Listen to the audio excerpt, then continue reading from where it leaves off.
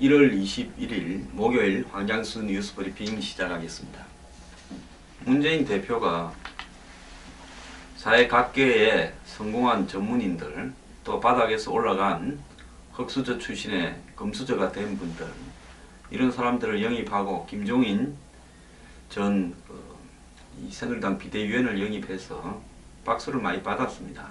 그 당에 이 추락도 저지되고 지지율도 다시 안철수 국민의당을 능가했고, 개인 지지율도 안철수 김무성 이 두 사람을 제치면서 1위를 갔습니다. 그런데 이는 문재인 대표가 말을 좀 함부로 하고 있습니다. 자, 오늘 문재인 대표는 최고위원회 해체 결의를 하고요, 22일 날 당무회의에서 이 최고위원회 해체와 비대위 출범을 인준하고 25일 날 최고위원회가 사퇴하고 난 뒤에 그 다음에 선대위원, 사실상 비대위원격이죠. 선대위원들이 임명되면 이제 한 오래 걸려도 열흘 안에 이 비대위 겸 선대위 체제가 김종인 씨를 중심으로 출범하게 됩니다. 자, 잘 나갈 때 사람이 조심해야 되는데요. 문재인 대표 오리지널 운동권 출신도 아니고 그렇게 험한 사람은 아니라고 많은 사람들이 보고 있습니다. 그런데 지금 관제 데모라는 이야기를 썼습니다. 아마 박근혜 대통령이 성남의 행사에 갔다가 그 앞에서 경제단체들이 중심이 된 천만 국민 서명운동, 즉 경제활성화법을 통과시키라는 그런 서명운동의 서명한 부분에 대해서 관제 데모였다, 이런 어떤 표현을 썼습니다. 근데요, 저는 이 관제 데모라는 표현을 쓰는 문재인 대표의 발상에 문제가 좀 있다고 봅니다. 자, 그러면 오늘날 민노총 각종 집회라든지 각종 국정원 댓글 규탄 집회라든지 더 나아가서 NLL 관련 집회라든지 광우병 소고기 집회라든지 제주 강정기지 집회라든지 야권과 이 성향이 비슷한 집회들, 이런 집회들은 관제가 아닌 야제 집회입니까? 그러지 않지 않습니까? 야당과 주장이 똑같아 해서 그것이 야당이 뒤에서 조종해서 집회를 하도록 만드는 부분이다, 이렇게 말은 할 수는 없지 않습니까? 자, 경제단체들이 천만인 서명운동을 벌이는 거야. 자기들 이해관계와 일치하니까 하는 거겠죠. 자, 그런 부분에서 경제단체들이 천만인 서명을 벌이는 부분이 결국은 지금 이 누적돼 이 국회에 쌓여있는, 통과되지 않고 있는 경제활성화법이나 노동관계법들이 경제단체의 이해관계에 일치하는 집회 아니냐, 이런 식으로 비판한다면 그건 야당이 그렇게 비판할 수 있다고 봅니다. 주장이 같아해서 그 부분이 관제 집회라고 이야기를 하는 부분은 한마디로 문재인 대표가 다음 대선에서 자신들의 열렬한 팬층뿐만 아니라 합리적인 중도 지지층들을 다 모아서 대선에 승리할 수 있겠는가 하는 회의를 주는 부분입니다. 안철수 신당은 일부러 국부론, 이승만 국부론 이야기도 하고 박정희 묘소 참배도 하고 그러는데, 문재인 대표가 과거에 7, 80년대에 있던 관제 데모라는 부분을 이야기하는 것은 저는 매우 좀 불편합니다. 괴물을 잡으려다가 스스로 괴물이 돼가는 모습이 아닌가, 저는 그렇게 생각합니다. 문재인 대표요, 이렇게 급하게 변하면서 한마디로 우리 사회의 모든 이념적 논란과 충돌에 본인이 앞장서서 서면서 대통령이 될 수 있다고 보십니까? 지난 2012년에 문재인 대표가 그런 방법으로 모을 수 있는 표는 다 모은 것이 그만큼이라고 봅니다. 그러면 실제로 야권이 정권 교체를 하기 위해서는 정제된 말과 표현을 써야 되고, 중도층이나 온건한 보수, 현재 새누리당이나 박근혜 정부가 마음에 들지 않는 보수층까지도 포용하고, 야권 지지자들 중에서 이념에 가득 차서 일부 종북 성향도 가지고 있고 운동권에 마치 앞잡이 노릇하는 듯 보이는, 그리고 운동권 인사가 판을 치는 야당의 모습을 청산해야만이 야당이 집권 가능성이 있지 않겠습니까?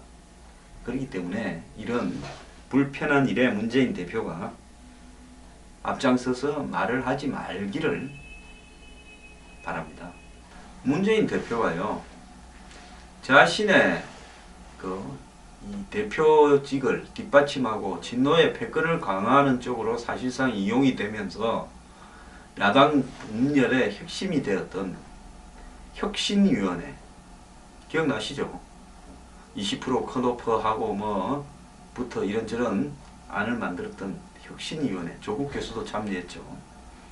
근데 그 혁신위원회 위원장을 했던 김상곤 전 경기도 교육감을 인재영입위원장으로 임명을 했습니다. 그런데 이 자신은 원래 당대표를 하면서 인재영입도 주관해 왔는데 이제 대표직을 그만두면서 인재영입을 그만하겠다고 후임 인재영입위원장을 임명했는데요. 자, 정권을 김종인 위원장한테 맡긴다면 인재영입에 대한 권한도 맡기든지, 안 그러면 인재영입은 박영선 의원같이 더민주의 분열을 갖다가 방지할 수 있는 계기가 되는 그런 사람에게 맡기든지 해야지, 지난번에 혁신위원회를 하면서 친노 일색으로 문재인 뜻에 따라서 움직이는 사실상 꼭두각시처럼 보였던 김상곤 전 경기도 교육감을 인재영입위원장으로 임명하면서 앞으로 당이 제대로 되겠습니까? 좀 굉장히 걱정됩니다. 왜 잘 나가다가 항상 이렇게 삐끗삐끗 하나요? 처음에 표창원 씨, 마지막에 이철희 씨. 대표적으로 보수층을 빈정거린 두 사람을 처음에 끝에 넣고 끝냈습니다. 중간에 잘 나갔습니다. 이번 또 왜 인재영입위원장이 김상곤입니까? 제가 야당 비판하려고 이러는 거 아니에요. 제가 새누리당 비판을 얼마나 합니까? 박근혜 정부도 잘못한 건 잘못한다 하지 않습니까? 국민을 위해서 야당이 이런 일을 하면 안 되는 겁니다.